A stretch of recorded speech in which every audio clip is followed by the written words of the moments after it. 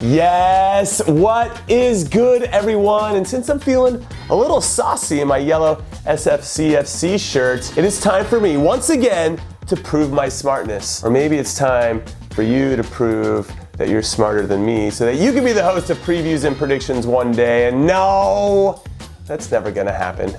I hope. So let's get to the first game, and it's going to be a good one. Liverpool versus Manchester City. In their first game in a post-Coutinho world, Liverpool, somewhat unfairly, have to face one of the best teams in Europe. But thankfully, they have a few things going for them. One, Mohamed Salah, who is arguably one of the best players in the world at the moment, which was cemented by the fact that he just won the award for African Player of the Year, so congrats to him on that. And congrats to him on winning the PFA Player of the Month for December. Two, Virgil van Dijk, who had one of the best debuts that you could ask for as a player, scoring a winning goal in front of your home fans in the derby, so he'll be brimming with confidence. Three, Sadio Mane, who should be back to full health. So as long as he can refrain from kicking Ederson in the face, he should be a positive factor in this game. Four, playing at Anfield, which has a history of being an impenetrable fortress. And I'm not sure I can spell impenetrable, but I can say it. And finally, number five, Jurgen Klopp, who has a great record against the biggest clubs in the Premier League. So I feel like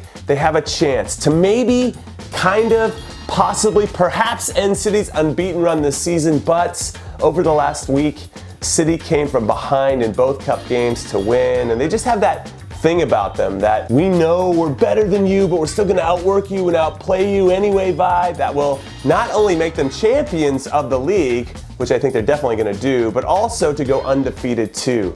I really feel like they're going to be the new Invincibles. So my prediction, 3-2 to City. And up next, it's Eibar versus Atletico Madrid. And yes, it would be easier to talk about Real Madrid and what the hell they're going to do now since Barcelona has basically won the league. So it'll be interesting to see how they perform against Villarreal this weekend. And actually, I think it's funny that Gareth Bale is magically healthy and in his best form of the season right when the transfer window is open, because it's almost like he's motivated to show off what he's capable of to perhaps, I don't know, encourage a move out of town. And it would definitely be easier to talk about Barcelona and their game away to Real Sociedad this weekend, because we will most likely see Coutinho make his debut, which I'm very curious about because I want to see where underrated manager Ernesto Valverde, and he is definitely underrated, puts Coutinho on the field. And I'm also curious as to how Coutinho is going to fit in with the rest of the players, but top quality always recognizes top quality, so I don't think it's going to take him long to assimilate, but I am curious overall because where does he really fit in? You know? But not as curious as I am about Eibar, who haven't lost in the league in 2 months, which puts them only behind Barcelona as the hottest team in La Liga over that time span, and they're playing this one at home, where they have scored 14 goals in their last 4 league games, which were all wins, by the way. So their confidence is going to be sky high in this one, but Atleti is Atleti. And they are the kings of grinding out 1-0 results at home or away or on neutral sites. It really doesn't matter where they play. They're always going to grind out a 1-0 result. And with Diego Costa out due to his red card last week, which we could argue was pretty unfair, it's going to be up to Kevin Gamero to partner with Antoine Griezmann. And I know that you guys know that I love me some Gamero. And I think that Gamero's going to score the game winner. You can count on it. You can stamp it. So come on, Gamero. Don't let me down. And up next, it's RB Leipzig versus Schalke. And finally, the Bundesliga has returned. And this is my favorite matchup for the weekend because second place Schalke are currently on an 11-game unbeaten run,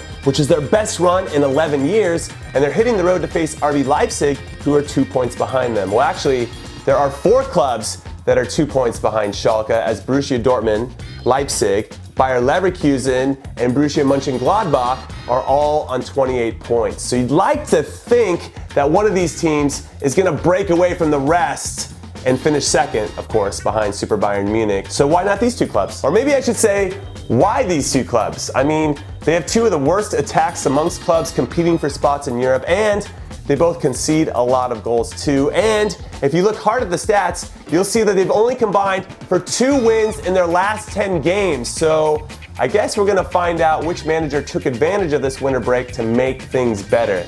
Now my guess is that Leipzig will come out firing, especially since they're at home, to really start the second half of the season strong. You know, you really want to let people know that you're back and ready for business. So I think Leipzig's going to win this one 2-1. Now here's some other games I'll be keeping my eyes on this weekend. these big fat buccaneers.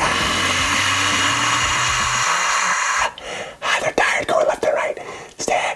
Go, go, go, go. Go, fast. Oh, that's gross. Like Nantes versus PSG, because the mighty attacking juggernaut that is known as PSG, which has Edinson Cavani scoring 19 goals in 18 league games, Neymar with 11 goals and 9 assists in 14 league games, and Kylian Mbappe with 8 goals and 8 assists in 13 league games, going against Nantes, who has the second best defense in Ligue 1, well, it should make for a pretty good game. Unfortunately for Nantes, PSG has beat them 14 straight times, but they gotta win one at some point, right?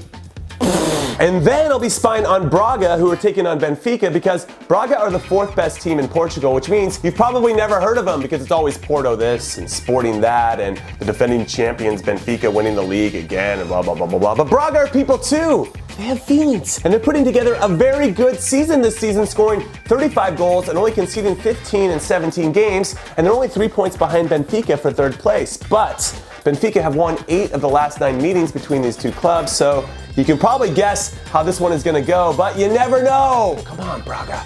You can do it. And then I'll be keeping these pupils squarely on Ipswich versus Leeds, and mainly for Leeds because they started off pretty well, and then they played terribly for about 2 months. Then they got themselves back into playoff position in the championship before dropping points in their last 2 league games, and maybe even worse, they suffered an embarrassing loss to 4th Division Newport County in the FA Cup, which means the wheels could be falling off their truck again this season, which is a bummer because it seemed like they were headed in the right direction. They finally figured it out. They'd worked through some adversity, and I guess they're falling back into that adversity. And that's a shame because I'll be honest, I like the Premier League better when Leeds is in it. And then I'll be keeping these things on Adelaide United versus Sydney FC because I want to see if Sydney's best player this season, the 33-year-old ageless winner known as Bobo the Brazilian, who has 15 goals and 5 assists in 15 games this season, can keep up his incredible form as his club looks to win back-to-back league titles, which has happened only once in league history, and that was by my favorite club, the Brisbane Roar!